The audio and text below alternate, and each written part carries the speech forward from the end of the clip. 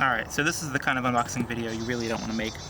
A friend of mine, her hognose snake passed away, and she knows I do some leatherworking, and I suggested, delicately, just in case it was weird, that I could probably make some leather out of her snake and make a bracelet or earrings or something to kind of remember her by.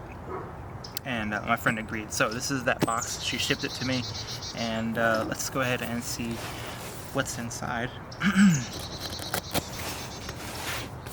As you can imagine, we didn't tell the entire truth about what's inside the box. So if Jen actually did send me cookies, that'd be kind of cool. But I'm not expecting that. Also, she couldn't get dry ice for some reason. This would normally be packed in dry ice. So, let's see if they managed to make it.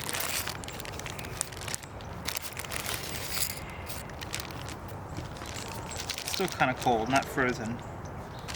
Let me just get these out of the way real quick and I'll show you. No, Jen did not send me any cookies.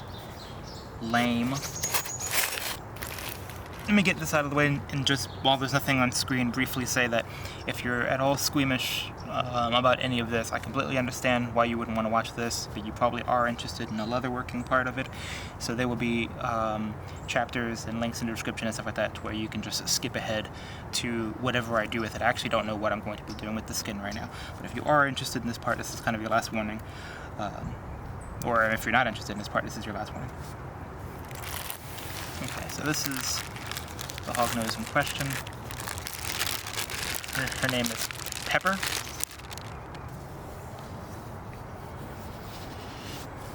Okay, so there we go. Now we get a full look at her.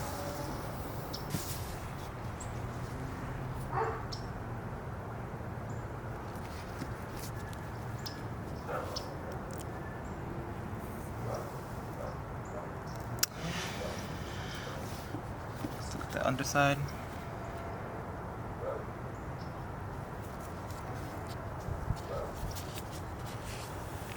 Yeah, I'm gonna go ahead and get started.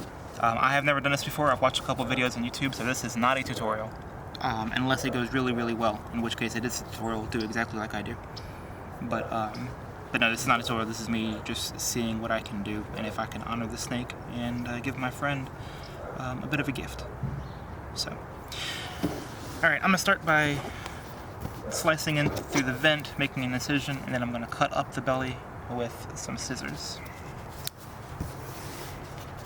Alright, so the rest of this video took several weeks to film, and it was several hours of footage, so it's going to be a time lapse, and I'll just do a voiceover of what's happening here. So I sliced around the tail of the animal, and I wanted to get the skin off of the tail first, so that if I made a mistake, it would be down there where the tail is, and not where the head is, because I thought that skin there would be a little bit more precious. So I took the skin off of the tail, and it came off without too much fuss. Then I took the organs out by slicing around where the neck is and separating the organs, and those just kind of slid out of the cavity of the body. And that was the stinky part, so I was glad to get that out of the way. And taking the skin off the rest of the body was pretty easy. Taking the skin off the head, however, was pretty difficult. It was much more firmly attached up at the skull than the rest of the body. But with a little bit of work, it came out okay. Then I scraped off all of the meat from the snake skin, because this will go rancid if you leave it on there. So I had to scrape all of this off, and I'm not doing a dramatic fade to black or anything here. It was just getting dark outside, and I hadn't set up any lights. So and at this point I was stuck into it, so I figured it wasn't worth stopping what I was doing. So next I put the skin in a jar of tanning solution, which for me was 50-50 mix of glycerin and isopropyl alcohol, and I give it a shake once a day or twice a day. And then I took it out, wrapped it around a dowel rod, and let it hang to absorb all the glycerin and for the alcohol to evaporate off. And periodically I checked on it, unwrapped it, and rewrapped it up to kind of stretch it out and take a look at it. And here's the final product. It was very supple. It felt very good. It didn't have any smell to it whatsoever, which to me was going to be an indicator that I had done something wrong, but it looked and and felt really, really good. So I was happy with the product.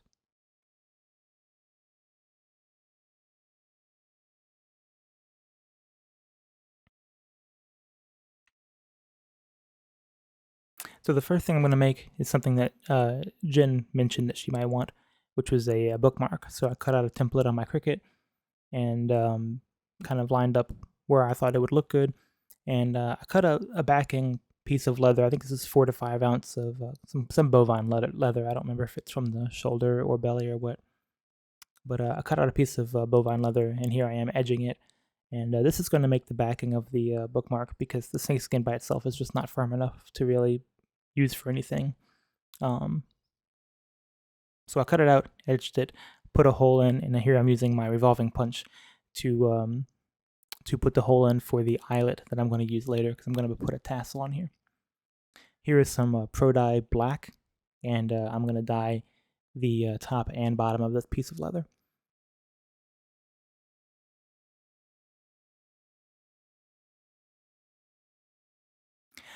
Next, I'm going to work on a tassel, and I found out that Jen's favorite colors are purple and black, which is a great combination.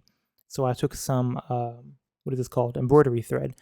Took some embroidery thread, and I'm going to wrap it around a piece of cardboard here. And I folded over the piece of cardboard so it has a slit in the top, you'll see. And wrapped it as many times as I thought would make a decent sized tassel. Trimmed off the excess, and that's what it looked like. Kind of randomly patterned with black and purple.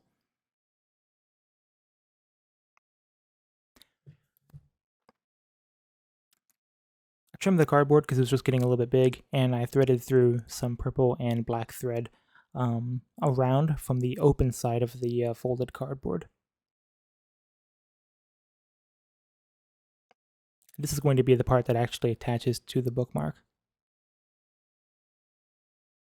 So I cinched this down with a square knot. So it's one thread goes left over right, and then the other knot goes right over left, and you make a square knot. This is going to hold all of the threads of the tassel together.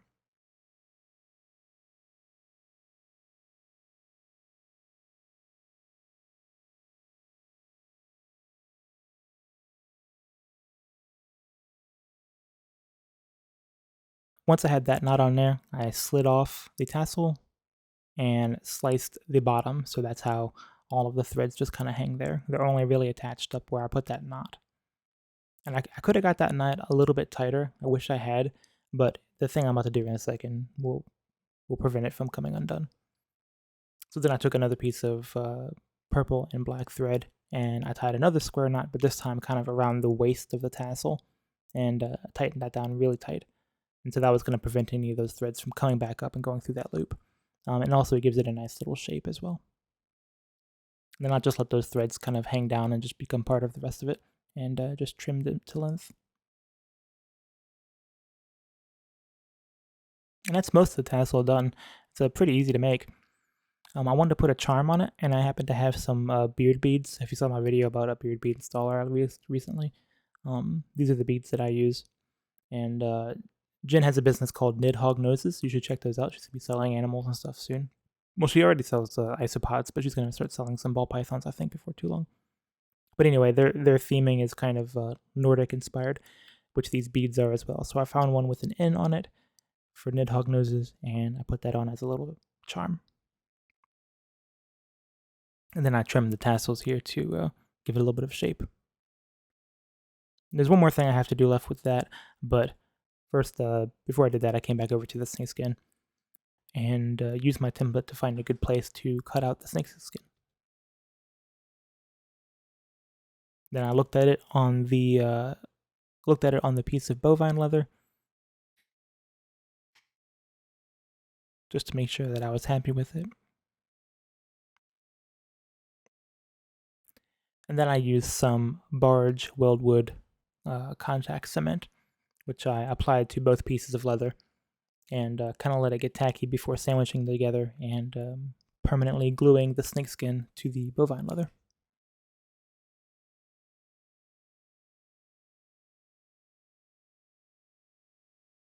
And here, after it had some dry time, I stuck the two pieces together, and put a 1, 2, 3 block, a steel block on it, just to kind of weigh it down and put a little extra pressure on it.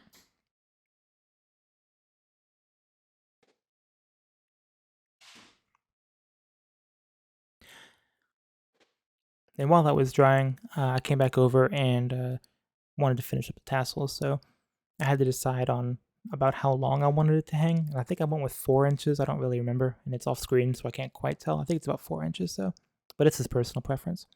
And then, for the third time, I tied another square knot just to attach the 2 pieces of thread together. And you can see I'm pulling the 2 knots together from the top and bottom to form the square knot. And then I trim off the excess.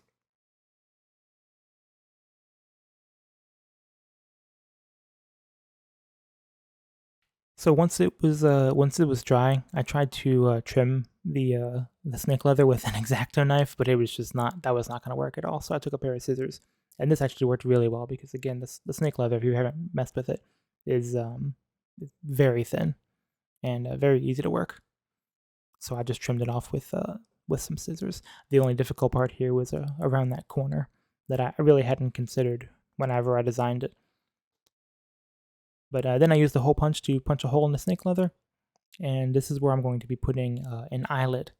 And I had gone back and forth on whether or not to actually use an eyelet or just to leave a hole there for the tassel to go through. But I was kind of worried about the snake skin coming off of the leather, and I thought that this would be a little extra assurance to make sure that the tassel didn't mess up anything. So I do wind up installing an eyelet here in a second. But here's the majority of it. It's just the snake skin applied to the leather. And this was very, very cool to see. So this part was unnecessary, but I did want to give the leather a little bit of a shine. So I put on some Atom wax here and just buffed it a little bit to give the bovine leather a little bit of a gloss. And then I finished the edges with some Gub Tragaganth and slicked it with a slicker here. And I was really worried about this part too, because again, I was worried about the edges of the snakeskin coming off of the bovine leather, but I was very, very gentle with it, and it seemed to work out okay. So then, like I said before, I decided that I did want to install an eyelet, which was as easy as just sticking it through that hole, putting it on the anvil, and then here I just tap it with the tool included, and that cinched it down onto the leather. And then all I had to do was run the tassel through. I did that with a cow hitch, excuse me. So I put the loop through, and then I fed the entire tassel through the loop, and then now it is on there, and the bookmark is done. Snake bookmark with their favorite color tassel and a little bit of a charm.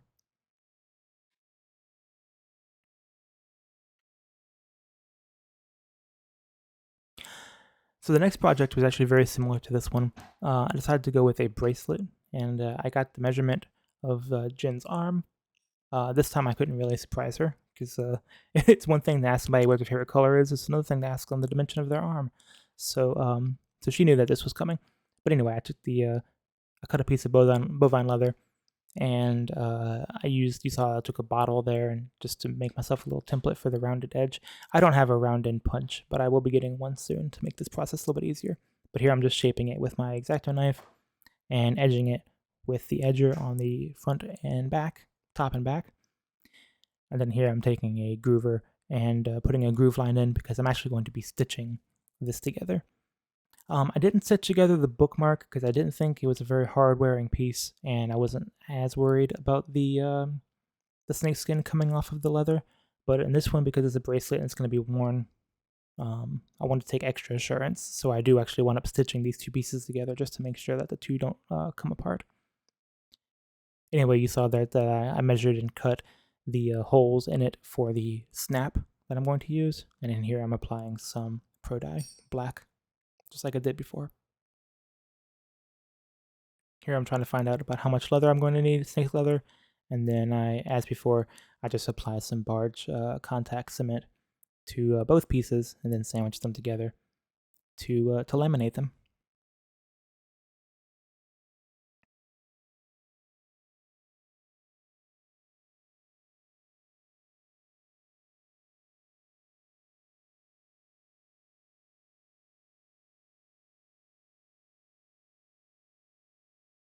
I took a wooden mallet here just to kind of tap it down and make sure that there was good contact. I don't really know if this was necessary, but I did it.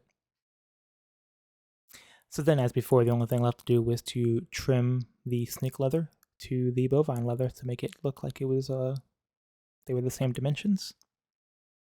And I don't think I finished the edges of this one like I did the other one. I think I left them with a raw edge.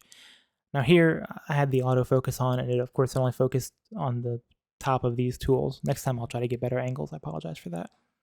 But here I'm just taking a punch and going down the groove line and punching the holes for the stitching that I'm going to be doing. And then, unfortunately, I lost a lot of the footage of me stitching this together, but I'm just using a saddler stitch and some green thread to stitch the two pieces together with those holes that I had just made. And after installing the snaps, which again I don't have footage of unfortunately, but that was the bracelet. So there you go. I'm very happy with the product. I think they turned out great. Jen has received them both, and before I made this video, I wanted her to receive them just to make sure that everything went okay, and of course to not spoil the surprise. So she has since received them, and she says she loves them both, and the bracelet fits perfectly, which I'm super excited about. So this is my first time working with snake leather. It's my first time tanning anything, and though there's definitely some things I would do a little bit differently next time, overall I'm very happy with the product, and I think it's a great way to honor her snake. And I was able to do it in a way that I thought was, as ethical as you can get. Obviously, I'm not going to go out hunting snakes or anything like that, but for someone who had a pet for many years that they loved, I thought this is a great way to respectfully honor them. So hopefully you enjoyed the video. I'll answer any questions you have in the comments below, and I really appreciate you spending some time with me. Thanks so much. Have a great day.